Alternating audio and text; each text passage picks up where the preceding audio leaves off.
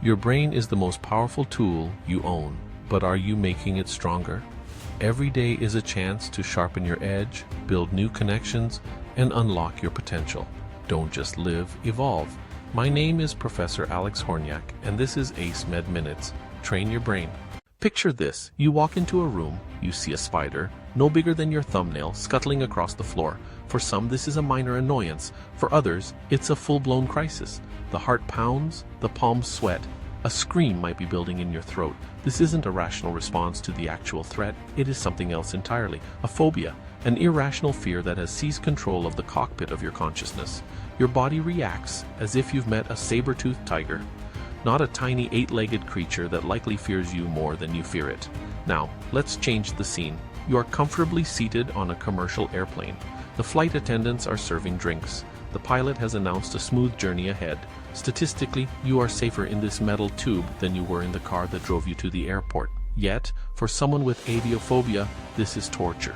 Every slight bump of turbulence feels like a death-defying plunge. Fear is not our enemy. On the contrary, it is one of our oldest and most reliable friends. It is a finely tuned survival mechanism, sculpted by millions of years of evolution. Think of our ancestors on the savannah. A rustle in the grass, a jolt of fear. They ran. They survived. The calm one who investigated did not. That jolt is a gift. It floods the body with adrenaline. It sharpens the senses. It prepares the muscles for immediate action, to fight, to flee.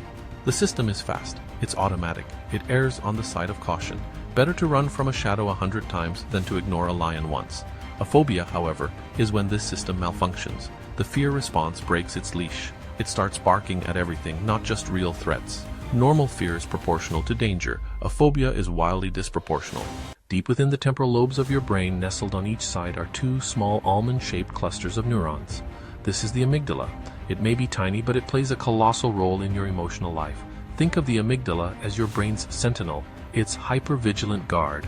It is constantly scanning all incoming sensory information. Everything you see, everything you hear, everything you feel, looking for signs of danger. It doesn't wait for your conscious mind to deliberate. Its job is to react instantly and to trigger the alarm before you are even fully aware. It is the very heart of the fear circuit. When the amygdala detects a potential threat, it acts like a tripwire. It sends out an immediate, urgent signal that initiates the fight or flight response. This signal travels down very fast. Phobias are not always something we are born with. Very often we learn them. Our brains are magnificent learning machines, constantly forming associations to predict and navigate the world. But this mechanism can learn the wrong lessons, creating durable and irrational fears. One direct way is a traumatic experience. If you were bitten by a dog as a child, your brain might form a lasting association. Dogs equal pain and terror. From then on, the mere sight of a dog can trigger the original fear, even if the dog is friendly and wagging its tail. This is conditioning. Think Pavlov's dogs. Bell with food. Bell rings, dogs start producing saliva without seeing the actual food. A neutral stimulus, a dog, an elevator, a bridge, becomes paired with a terrifying event, a bite, being trapped, a sudden jolt. The amygdala forges a strong link. The neutral stimulus becomes a trigger, activating the entire fear circuit. Why are so many people afraid of spiders, snakes, and heights? Well, I can't explain clown phobia, but very few people have phobias of cars, electrical outlets, or guns, things that are statistically far more dangerous in our modern world. This curious discrepancy points to a deeper, more ancient source for our fears. One compelling theory is that we are biologically coded to fear certain things over others. These are not learned fears in our own lifetime, but rather faint ancestral echoes passed down through our genes. They are ghosts from our evolutionary past that still haunt the architecture of our modern brains. For hundreds of thousands of years, our ancestors lived in environments where spiders, snakes, heights, and deep water were genuine and constant threats to survival.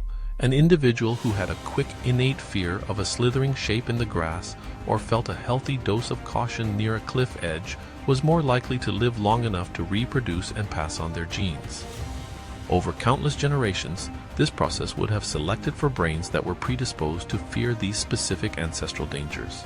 If we learn phobias, the good news is that we can unlearn them as well. If the fear circuit has been wired incorrectly, it can be rewired. Overcoming a phobia is not about sucking it up or applying willpower.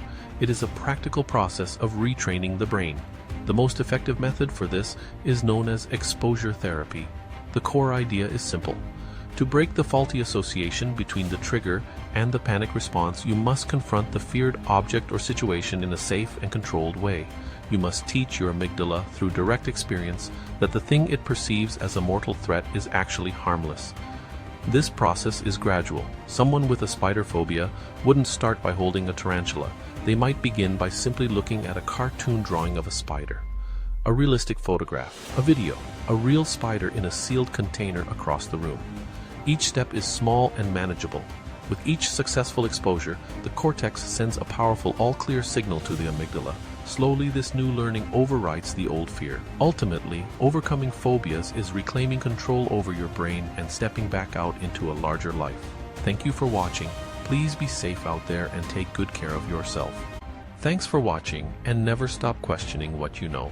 Thank you for choosing ACEMED to train your brain.